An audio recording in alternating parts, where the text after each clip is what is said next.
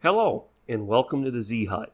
I'm Jay, and today we're going to take a look at the Toastmaster single burner hot plate. Now, I just picked this up about 2 hours ago at my local dollar store, and actually it's a Dollar General to be specific.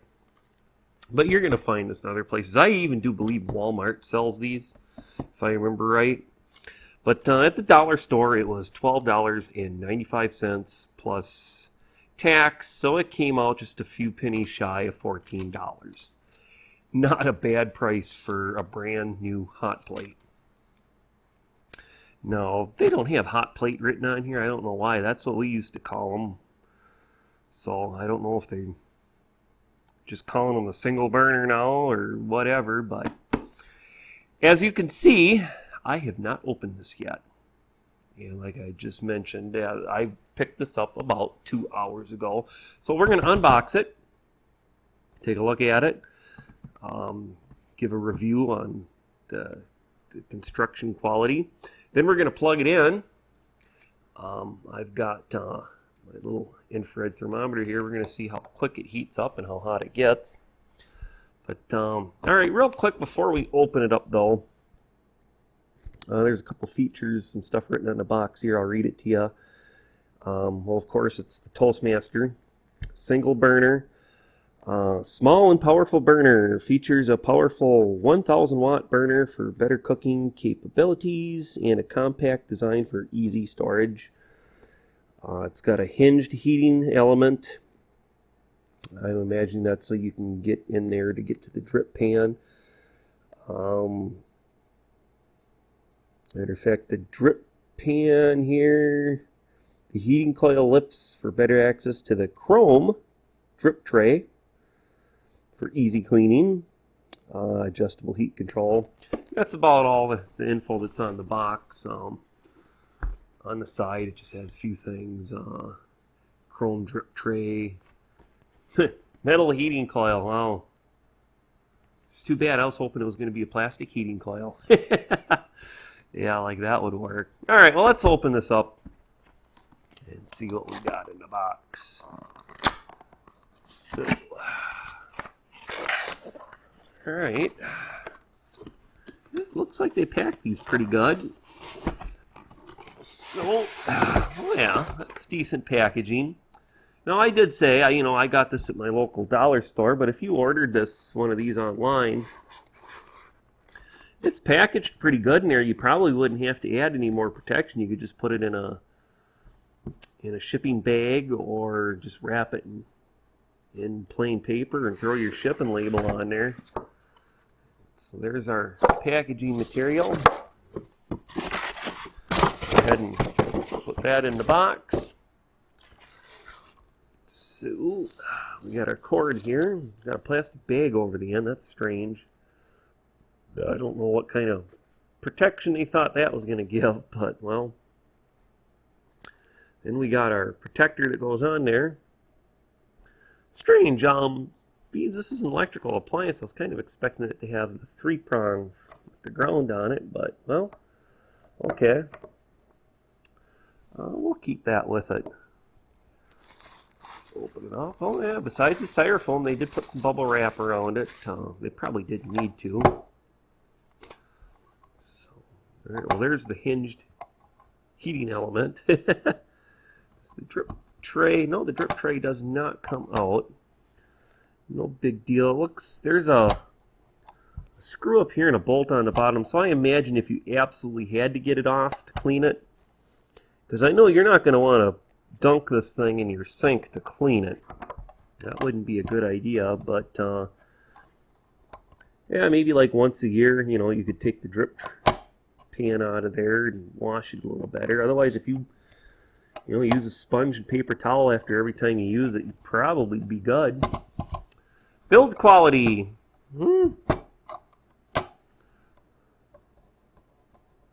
That's some like wax or something stuck on there. There's the bubble wrap. I don't know. I think that wasn't quite necessary, but all right, we'll put that in the box. Instruction manual. There really shouldn't be too much instructions for it, because I mean, these aren't very complicated to use.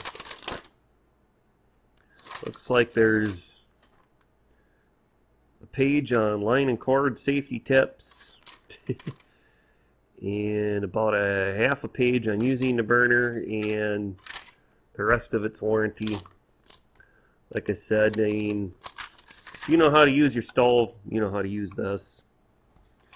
And you've got low, and you got up to high, and you control it anywhere between there. Looks like it doesn't turn on until it gets to about there. I hear something clicking in there. That's interesting. So I imagine that's where it turns on. That's maximum. All right. I don't think we need the instructions. I don't see any warranty card in there to fill out, so what I will do is I will make a copy of the receipt, because this does come with a 1-year warranty. It says right on the box. And you're going to want to make a copy. Use your phone or use your scanner, whatever. You're going to want to make a copy of this receipt, because these are thermal, and by the time the year would be up for the warranty, well, this probably in like 6 months, you wouldn't even be able to read this receipt anymore. There'd be no writing left. It's thermal. If you keep them in a dark spot, they will last longer. Not by much, but they do. So what I will be doing is I will just make a copy of it and keep it. I'll just put it with my tax records so it doesn't get lost. All right, well, let's plug this in. And for the build quality, well, it's not bad. I mean, there's a few little scratches on the coating on here, but whatever, no big deal. I'm sure that's going to get scratched up from use. It is plastic. It only has 2 rubber feet. I would imagine this was supposed to have some more too. I don't know, I wonder if they fell off. Are they in the box here?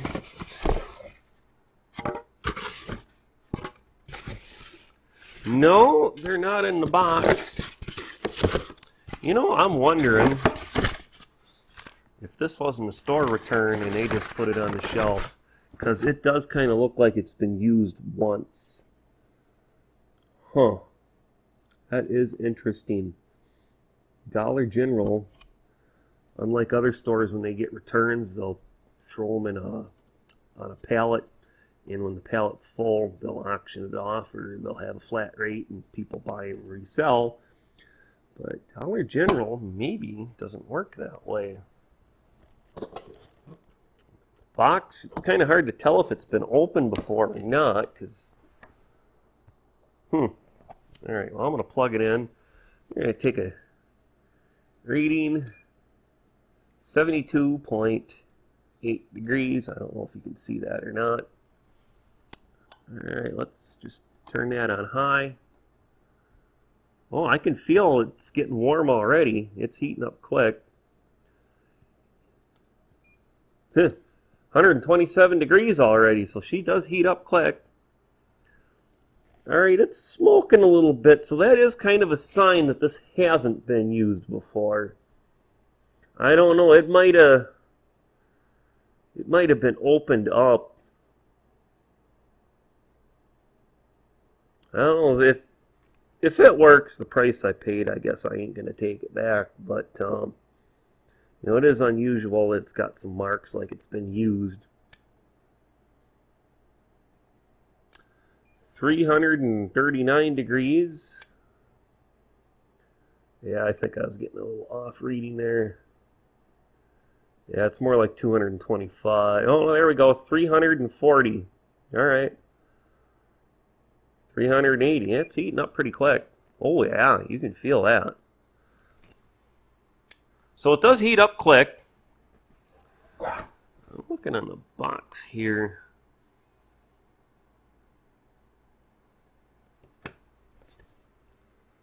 I mean, I would imagine this thing should have had 2 more rubber feet. I mean, I don't see why they'd only put 2 on there instead of the 4. You're talking a couple of pennies. It wouldn't be worth Non-skid rubber feet. Well, it does. The arrow on the box does point towards the back of it. So, well, maybe. What I'll do is I've got some cork and stuff like that in the garage. I'll just cut 2 little circles, put on the front, and that'll help make it even less likely to skid around. Well, it's off the scale. This thing goes to, let's see here, 716 degrees. And it's topping it out. Wow. Well, she's starting to turn red. It kind of depends where I hold it. Some places I'm getting readings in the 400s. There's 500. Then it goes right off the scale. All right. Well, it works.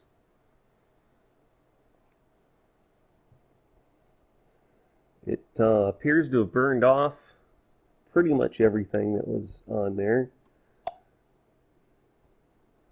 I'll probably turn it on again in a little bit. But yeah, all right. Well, that's the Toastmaster hot plate. I don't know, build, construction, packaging. Oh, on a scale of 1 to 10, I think I'll give this a 9. I am kind of wondering, if that shouldn't have had 2 rubber feet in the front. Maybe it was supposed to, maybe not. I'll almost give it a 10. It just, I don't know, I don't like giving 10s out much. The product has to be pretty spectacular to get a 10 out of me, but other than that, I'm sure this is going to work. I wanted to have it for use in the garage and stuff, because when I'm working out there, I don't want to come in and have to come in the house. If I want to heat up some soup or something, I got a microwave out there, and now I'll have a 1-burner hot plate. I can throw some ramen noodles in there. They actually cook better on a stove than in the microwave. Don't know why, but they do generally taste better and cook better if you cook them on a stove and not a microwave. And all right, well, with that, we're going to go ahead and wrap this up. So, like I said, I'm going to give this a 9 out of 10. Pretty much the only reason I'm not giving it a 10 is because of the 2 rubber feet thing in the front. Other than that, and, it would have been nice if this drip pan came out to make it easier to clean. But I think we'll be okay. So, all right, well, I would like to thank you for joining us here at the Z Hut today. If you found this information useful, please give us a thumbs up. Appreciate it big time. Really, really do. So with that, I hope you have a great day, and have fun cooking.